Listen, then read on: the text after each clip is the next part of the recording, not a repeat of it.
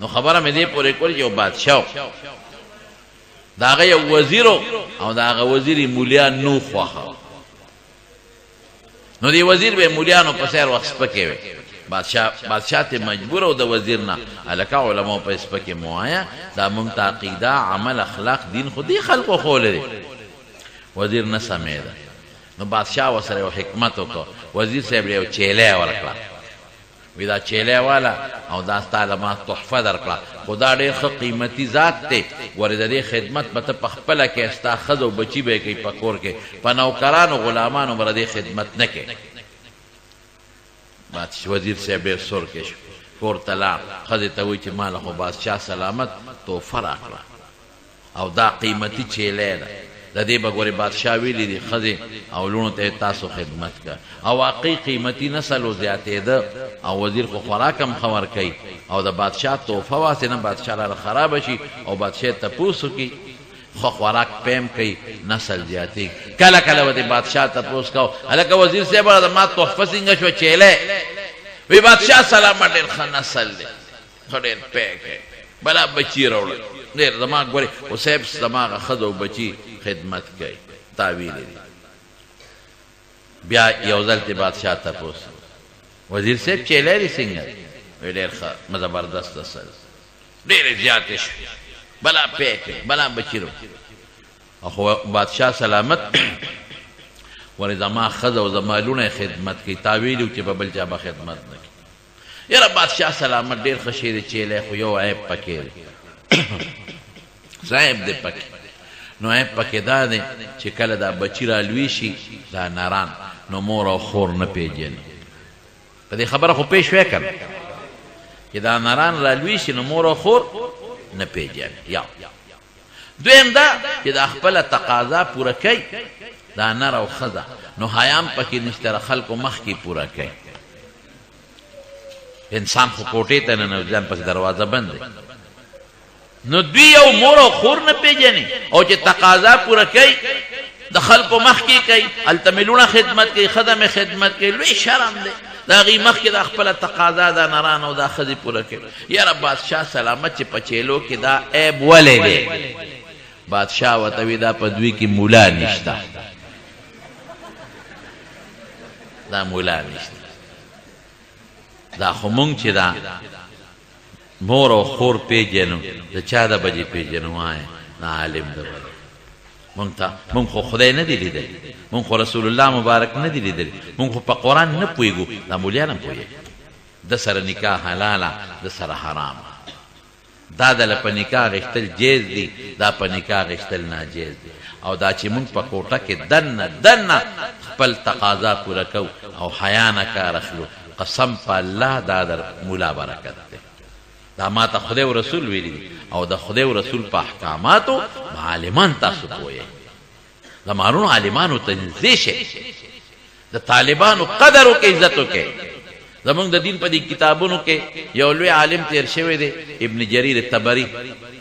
دا دوه کسه یو معتزلي یو اهل سنت والجماعت والا دواړو تفسیر لیکلی دی او د دواړو د تفسیر نوم هم یو دی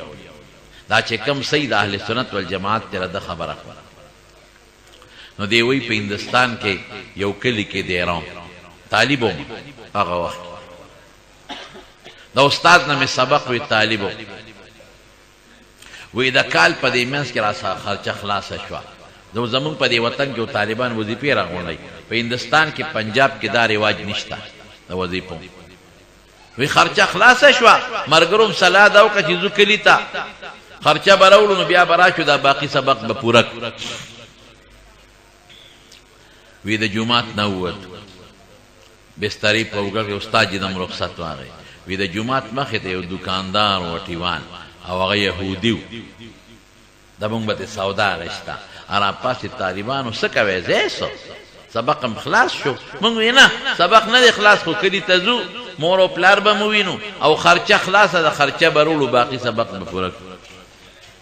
وی که د خرچې د وجې دی خو خرچه در باندې زه کوم کښېنه نه مونږ وی دا یهودي دی مونږ مسلمانان وی بس کښېنئ خرچه در باندې زه کوم چې څومره خرچه راځي زه کوم وی مونږ ورته وی نه جي خیر دی پوه شو وی در باندې ولې خرچه کوم ګوره اوس وی ستاسو د یو آسماني کتاب خدمت کوي چې قرآن شریف دی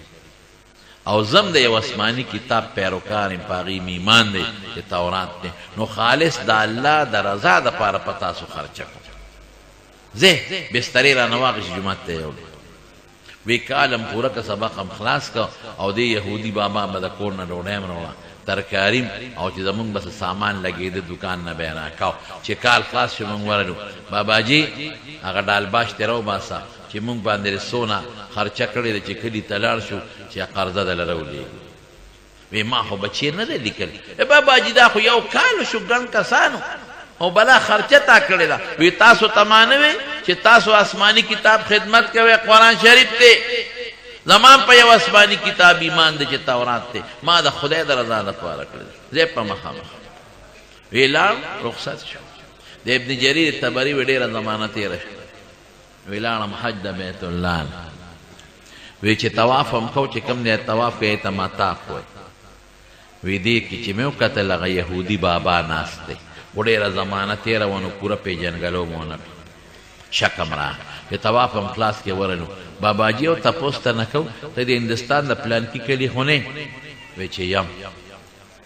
باباجي هلته یو جومات او د جومات مخې ته یو دوکاندار و چې ته به هغه خو نه یې بچیو مغه دوکاندار. باباجي او تپوس کو خفه نشي، دوکاندار خو یهودي و، یهودیان خو حج له نه راځي او ته خو حج له راغلی. وی بچې زه یهودي وما خو ما ته الله پاک ایمان را نصیب کړی دی،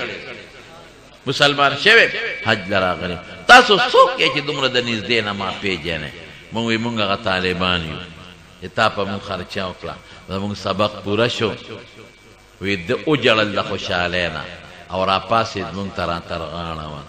او یې راته وایي چې بچې ستاسو د برکت نه خدای ما ته ایمان را نصیب کړی. څنګه؟ وی ده چې تاسو رخصت شوی په هغه شپه ما خوب ولید، یو نوراني چهرې والا شخصیت مې ولید چې مونږ کره رادن نه شو، دا کور رڼا شو. وی ما د اندازې نه و چې دا د مسلمانانو پیغمبر دی. نو ما ورمنډه کړې، مې صاحب تاسو مونږ کره څه کوئ؟ وی راته وایي چې تا زما د دین د طالبانو خدمت کړی دی، تا له خوشخبري در کوم د الله په کتاب کې ستا د ایمان او ستا د جنت د تلو فیصله شوې. وی ډېر خوشحاله شوم. ښځه مې راویښه کړه چې الوته د خوب ویم. وی ما ورته لا ال نه ویلې، اما ته وی سړیه ولې دې راویښه کړم؟ یو ناشنا خوب مې ولید. مې څه خوب دې ولید؟ وی د مسلمانانو پیغمبر مې په خوب کې ولید او ما ته او چې څنګه راغی مونږ کره یو نوراني چهره و رڼا شو په دې کور کې. مې حضرت تاسو مونږ کره څه کوئ؟ وی ما ته چې زما د دین د طالبانو خدمت ته کړی دی، نو تاله زیری در کوم د الله په کتاب کې ستا د ایمان او د جنت د تلو فیصله شوې. نو ما په یو کتاب کې 14 لیکل لیدلی دی او زمونږ شیخ شهید مولانا سنجان صاحب رحمت الله علیه 19 لیکلی دی په خطبات حسن چې زمونږ په کور کې 19 کسانو په دې شپه دقه یو شان خوب ولیده ټول. بس وی سار وختي لاړو ستاسو مولا صاحب لا او د هغه په لاس هم بیعت وکړه، الله ایمان را نصیب. زمارو اوس کافر چې نیک عمل وکړي هغې باندې هېڅ ثمره نشته. وقدمنا الى ما عملوا من عمل فجعلناه هباء منثورا. د کافر عمل دا زری مرید اسم نشته. نو چې کافر طالب سره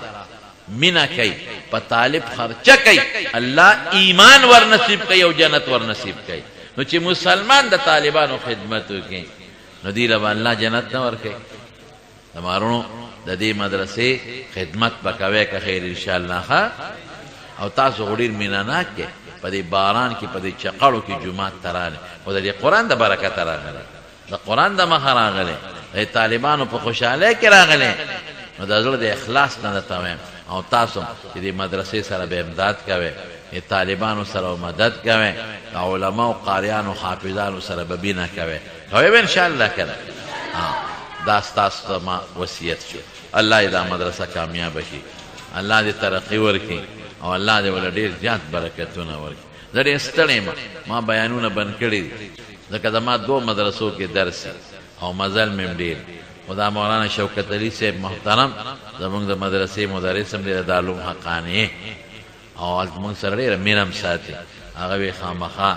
میدل لال بشي انشاءالله. الله مو ټول خوشحاله کا، الله هم د دنیا او د آخر برکات نصیب کا. وآخر دعوانا ان الحمد لله رب العالمین. درود شریف ټول په جمع وایو.